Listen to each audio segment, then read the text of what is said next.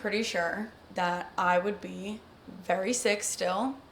I feel like I would be even, dare I say, out of here if I continued on the path that I was on.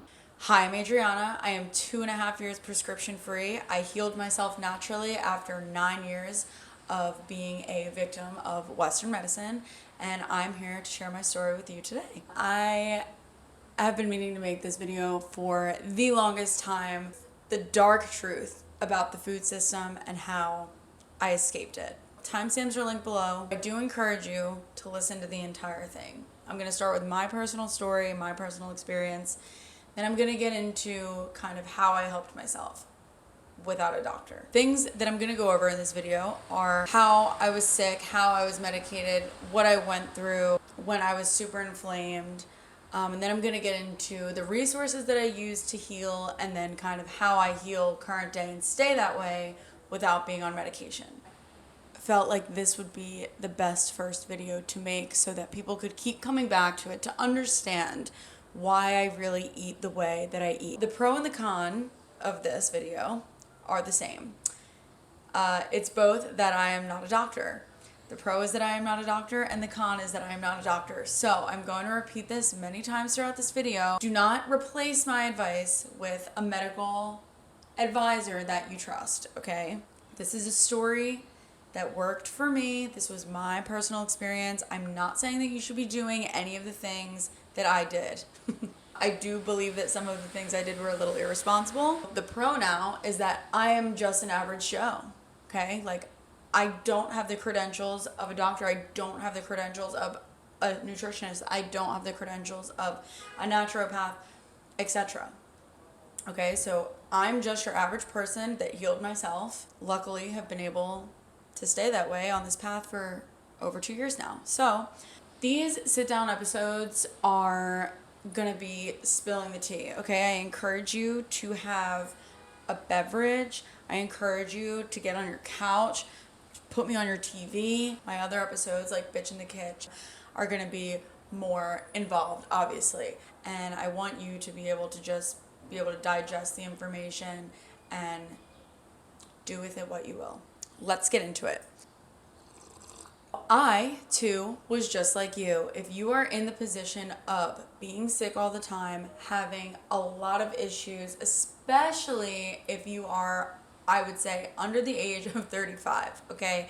At this time, it was around 2023, and 9 years prior to this, I had started my medication journey with SSRIs, and it kind of just accumulated and snowballed into the beginning of 2023, and that's really when I made the change. Just to give you a bit of background on sort of the things I was experiencing, and I'm going to try to put pictures and as much personal footage as I possibly can into this to make you understand really where I was coming from. First and foremost, I had lost a parent when I was 17, and then I went away to college, and I felt like when I went away to college, I was there for 1 semester, and I was very sad, okay? I was super depressed. I couldn't really get a grip on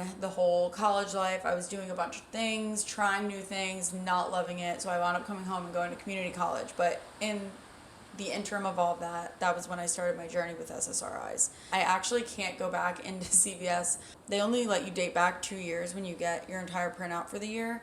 At this point, I can't go back and tell you exactly what I was taking, but I did the whole runaround with Zoloft, Lexapro, your typical immediate recommendations from your doctor, and then we started moving into other things like Remeron, Cymbalta, a bunch of these different medications that I'm sure you're all super familiar with. And I, of course, didn't love them. I always felt that there was some kind of side effect that was outweighing the benefits for me, and I would constantly go back to the psychiatrist and be like, I don't feel great. I'm experiencing X, Y, and Z. And their response was to give me another medication to offset those side effects. And this is what we see all the time in Western medicine today. It's like, never and my ass about nutrition, exercise, diet, wellness. Spent a very long time on just those, and then I started getting things for as needed, so that would be like your benzos. Then as time progressed, I started to get really sick.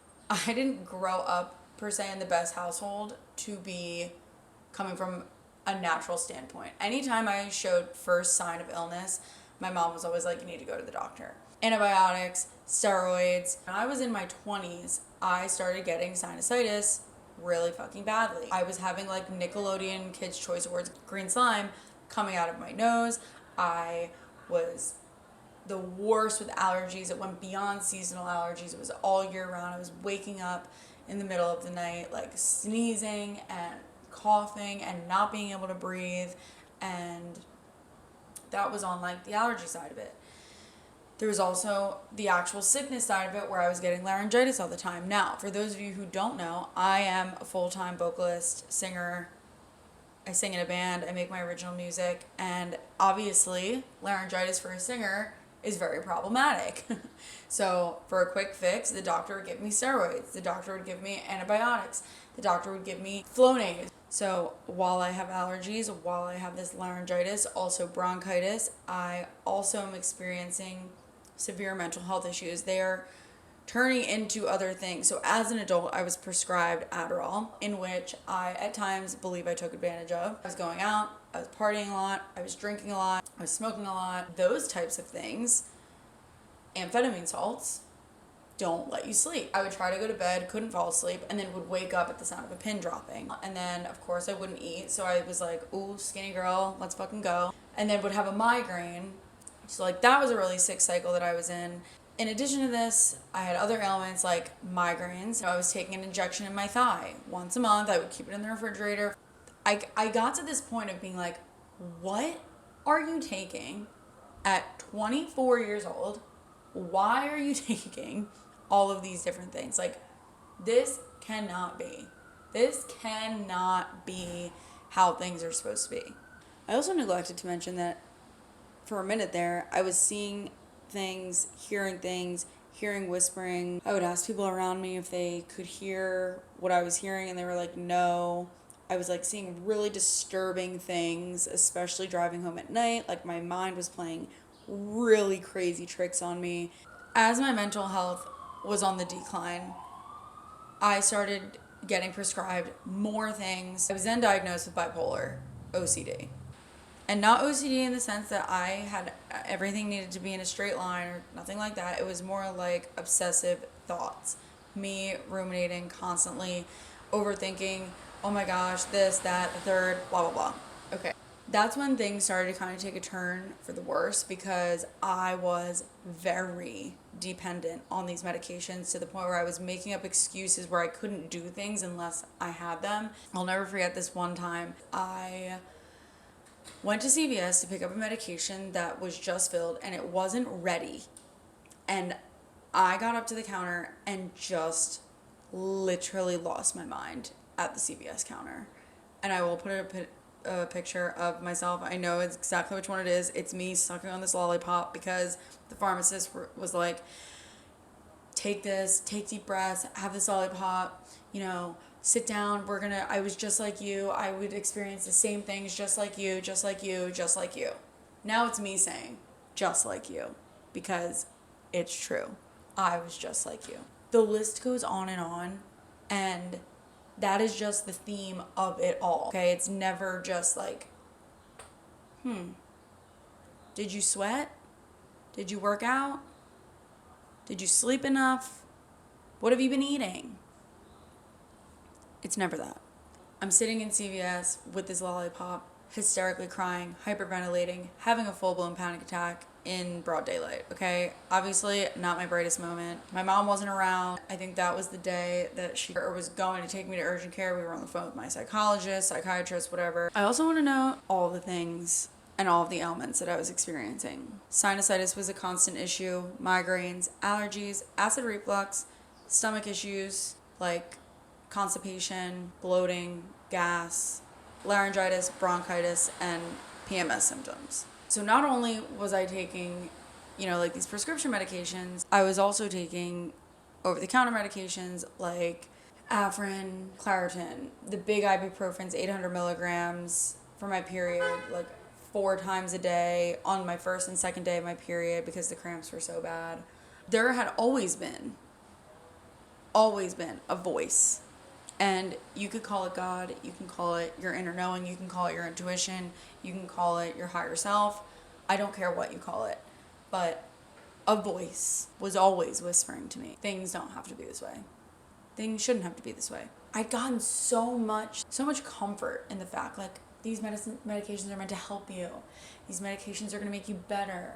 You have to take these. And that was a narrative that I believed for 9 years of my life. This is the awakening.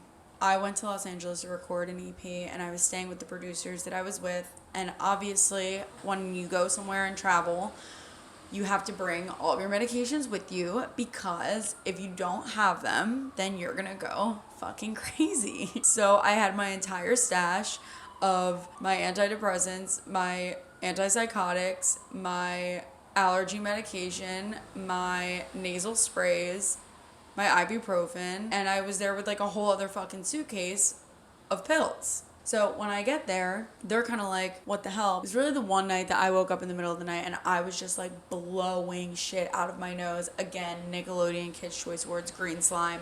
Like, I actually even will put a picture of it right here. Even though I know it's gross, sorry, but it was just constant. They had seen me sick like this and were kind of just like, you should not have all these problems. I'm thinking to myself, like, okay, whatever, everyone has these fucking problems. My definition of health has completely changed because I thought I was healthy. I'm not even talking about what I was taking. I'm talking about the way I was eating. I always loved to cook. I always loved to make food. I was healthy, like low calorie, low in fat. I thought I was healthy and I was so wrong. The information was presented to me in a way that I was super dismissive. I thought, no way you can heal yourself with food. There's no way that I can't be on my medications. Long story short, by the end of that trip, I was super intrigued by the thought of healing naturally. There was a lot of information that I was digesting while I was there that was very eye-opening to me, and I did not really understand like how that would work. I want to know more about the food and the regulations of the food in this country. I'm in the United States. I wanted to know why I was sick and why I wasn't getting better and why I needed prescription medications to keep me afloat. So that is when I found the book that changed my life. I had no prior knowledge of this book. I didn't know the author. It was one of those things that just kind of jumped out at me. It looked interesting. I guess I read the back and I brought it home and I was really excited. I'm like, I'm gonna know some shit. I'll go through some of the key points that like really astounded me. So first and foremost, this book is called The Inflammation Spectrum. It's by Dr. Will Cole. If you have not read it, I highly encourage that you read it. Let's rattle off the facts. A shocking 60% of American adults have a chronic disease and 40% have 2 or more chronic diseases. Today, someone will have a heart attack every 40 seconds. Cancer is the second leading cause of death worldwide. 50 million Americans have an autoimmune disease, and almost half the population of the United States has either prediabetes or diabetes. Around 20% of adults have a diagnosable mental disorder. Depression is now the leading cause of disability around the world. Around 1 in 5 American children, ages 3 to 7, about 15 million kids, have a diagnosable mental, emotional, or behavioral disorder. Anxiety impacts more than 40 million Americans. Alzheimer's disease is the 6th leading cause of death in the United States. Deaths due to brain disease have increased by 66% in men and a whopping 92% in women since 1979. 1 in 59 children are now on the autism spectrum. Staggering 81% of us take at least one medication a day. We spend more money than any other country on healthcare, yet our life expectancy is shorter, obesity is more widespread, and the rate of maternal and infant death is higher than in any other industrialized nation in the world. Prescription drugs, in fact, are now said to kill more people than heroin and cocaine combined. These are sourced, by the way. Obviously, as Hippocrates said, let the food be thy medicine and the medicine be thy food. He didn't just say that so he could hear himself fucking talk. Okay? He knew that shit was legit. Okay, sorry. Let's get back to it. 80% of the most common chronic diseases, heart disease, cancer, autoimmunity, and diabetes, are almost always preventable and reversible with lifestyle choices. Now, where was that information when I was sick as fuck? This line spoke to me. People who depend on their doctors for help are often left with nothing but unresolved health issues and a growing list of prescription medicines and their side effects. And then the concept of food fueling or fighting me was downloaded into my mind. Is this food that I'm about to eat feeding or fighting me? I do want to note, again, that I'm not a doctor, so please don't take my story and apply it to your life if you don't see that it's fit for you. There's a million things that contribute to inflammation in the body. It's not just food. It's also levels of stress, and that's one that a lot of people don't recognize as contributors. Stress is a huge inflammatory marker, sometimes even more so than food depending on your situation. Someone who appears to eat a junky diet may have glowing health because of positive influences of a low stress lifestyle, a supportive social group, and lots of exercise. Someone else may eat like a health rock star, throwing back kombucha and kale salads on a daily basis, but may be withering from loneliness or the crushing stress that can trigger serious health issues. One person's health food may be inflammatory for another person. It's not a one-size-fits-all situation. This is what you feel is right for you. You know your body best. Let me also mention that inflammation in the body, it's just a warning that something is not right, okay? And these are the things that over time are causing all of these illnesses, the mental, the gut, the chronic, the acute, everything. At this point in the book, I come across this quiz. It's like, how inflamed are you, pretty much. And it goes through all the different systems in your body. God, this book is so fucking informative. There's 8 systems, and they consist of this: brain and nervous system, digestive system, detox system, blood sugar insulin system, hormonal endocrine system, musculoskeletal system, autoimmune inflammation. Okay, and then together that is your polyinflammation assessment. So what was the results of mine? I was fucking inflamed. My number was 72. But to put it in perspective for you, you're severely inflamed if you have over a 15. Here's a picture of exactly what I wrote. My 8 worst symptoms right now: anxiety, mood swings, stomach pain, immunity, migraines, allergies, acid.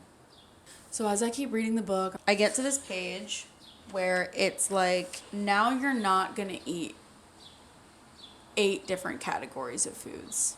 I'm gonna get a little comfy for this part. I'm like, fuck no. And let me read them to you, because it's not just one food from each food group, okay? It's like the food group in entirety. You are not allowed to eat the following foods: all grains. That means wheat, barley, rye, rice, quinoa, corn, etc. You are not allowed to eat dairy products: milk, yogurt, cheese, cream, etc. from cows, goats, or sheep. You are not allowed to eat any added sweetener: white, brown sugar, high fructose corn syrup, maple syrup, honey, coconut sugar, agave nectar, etc. You are not allowed to eat any inflammatory oils: corn, soybean, canola, sunflower, grapeseed, vegetable oil, etc.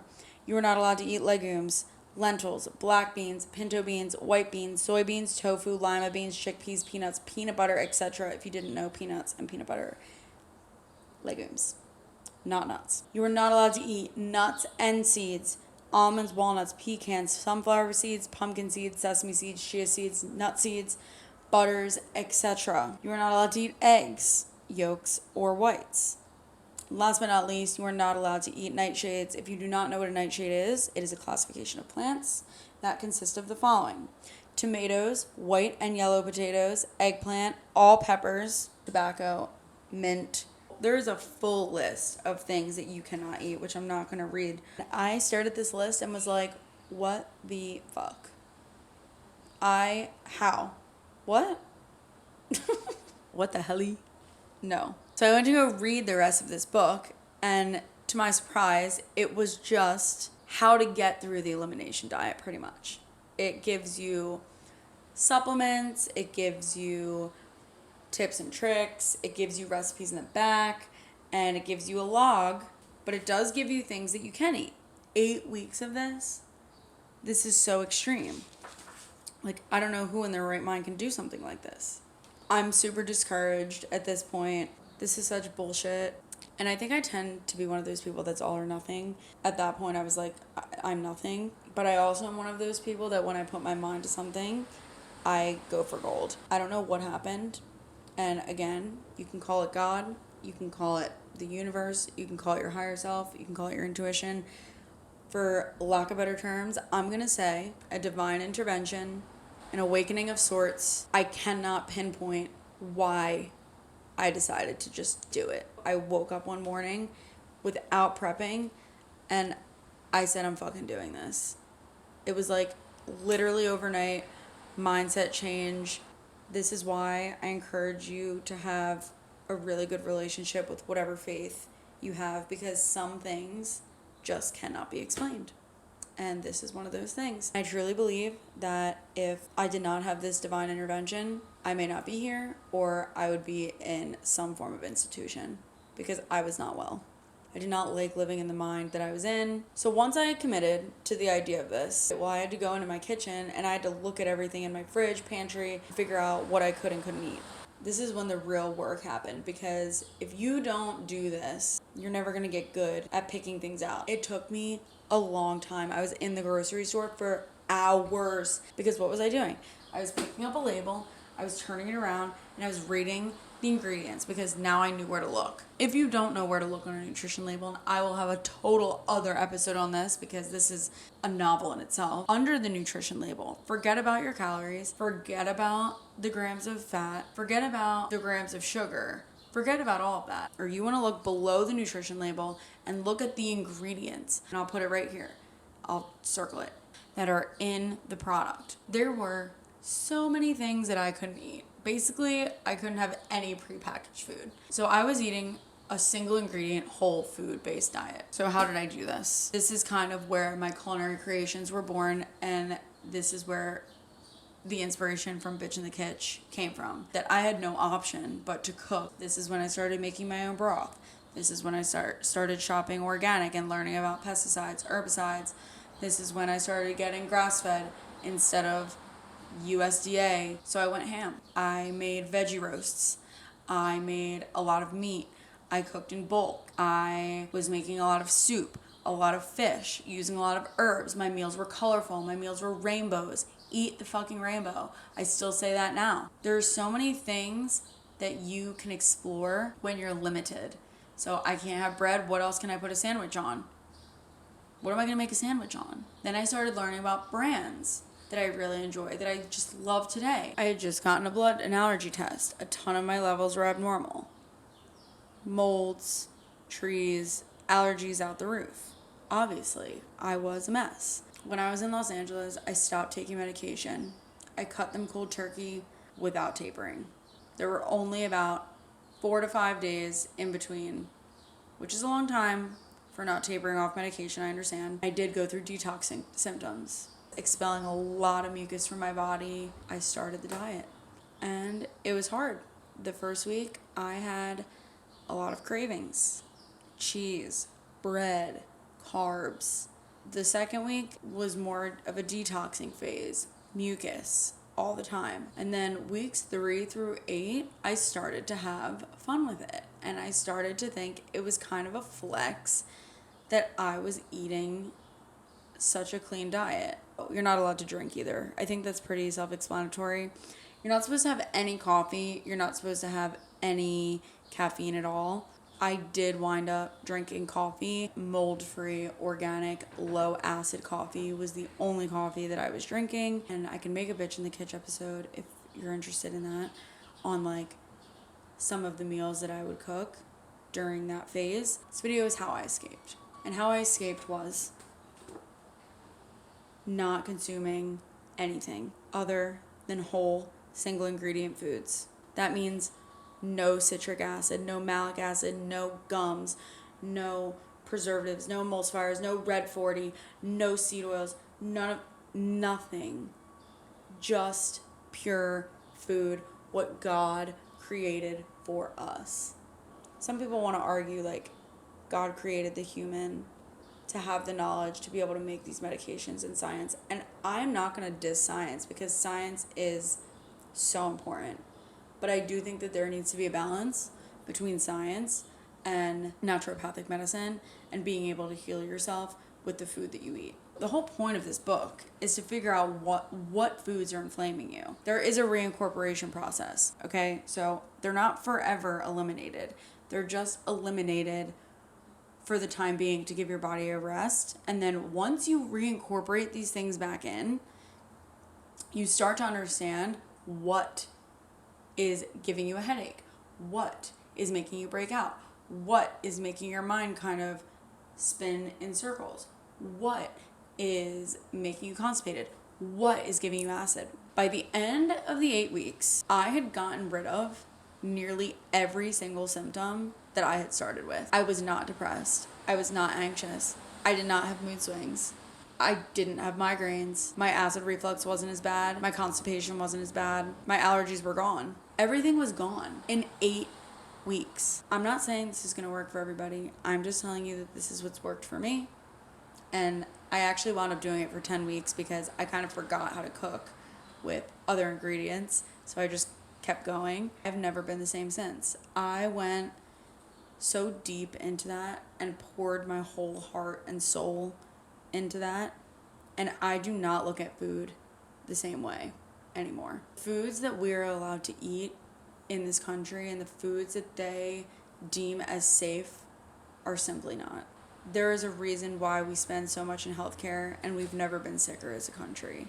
You look in hospitals and you see the food that they give patients in a hospital and it's ultra processed food. And you wonder, you are feeding their illness. You are giving that person the perfect environment for their illness to persist. It blows my mind that there are not more regulations. Ingredients list for the UK or Europe compared to the United States. There's hundreds of ingredients that they don't even allow in the country. And then there's us. That's just like, it's a fucking free-for-all. We're fat. We are sick. We are mentally unstable. No one's here to spread the information properly. No political leader is going to do this topic justice because no one cares enough to spread the word about what's really infecting us.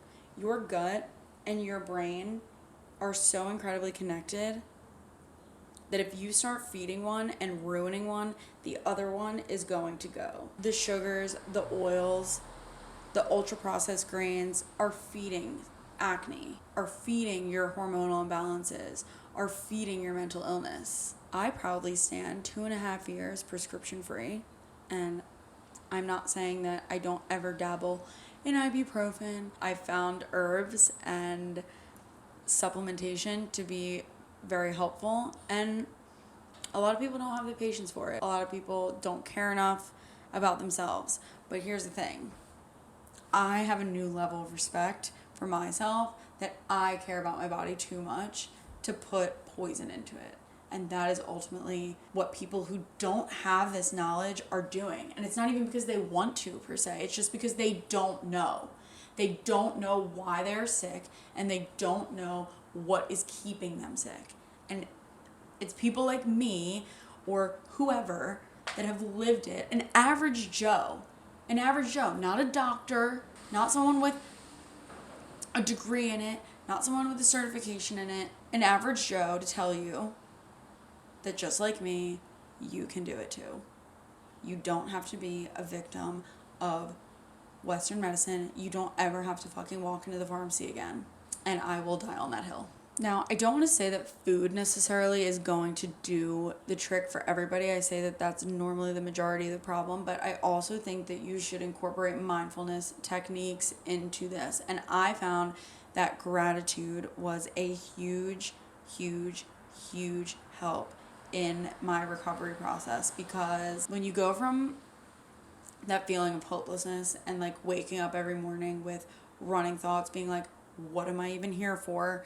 Every day, day in, day out, it takes a toll on your mental, in addition to the mental state you're already in, right? So you just keep getting knocked down, knocked down, knocked down.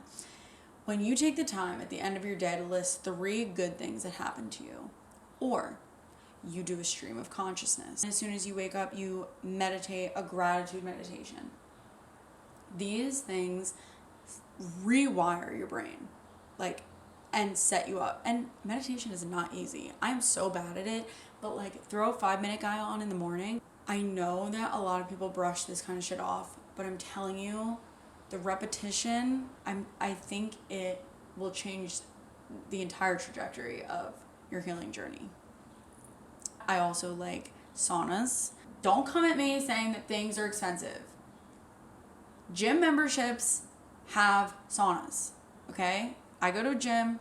My gym is 24 hours. It's $30 a month, and I get access to a sauna, okay? Cold plunging is another one. Don't say it's expensive. All you need is cold water. Fill your tub. Find the nearest ocean. Find the nearest lake.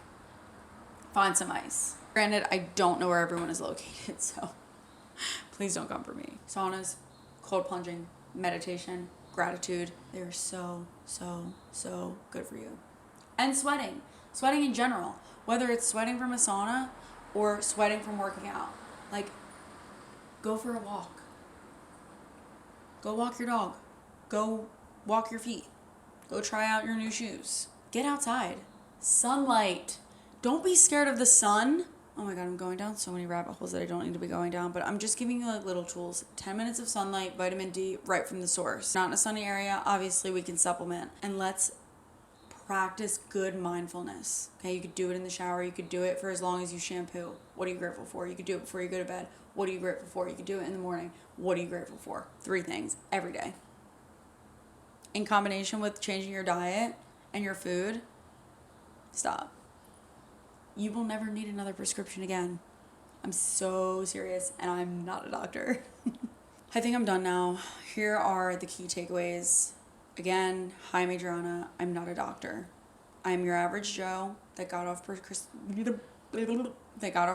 medications herself without the help of a medical advisor. I eliminated a lot of food groups from my diet that I then reincorporated back into my diet. That's the other thing. You guys don't need to eliminate these forever. This is just to give your body a break. Change your diet, change your life. If you don't want to start or do anything cold turkey and you don't want to do all 8 foods at once like I did, the book does tell you to do 1 food group per day.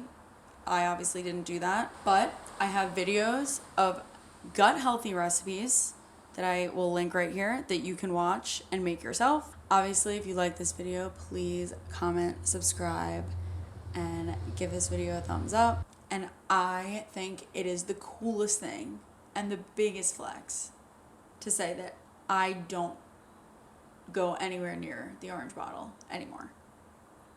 That is like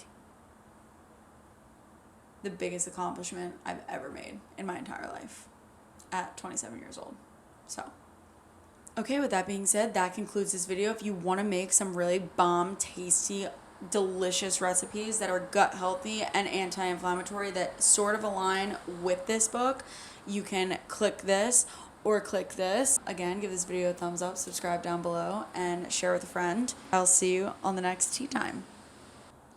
Guys, do your homework though. Like, you can research this stuff yourself, but if there's anything you want to know on one of the next videos, you let me know.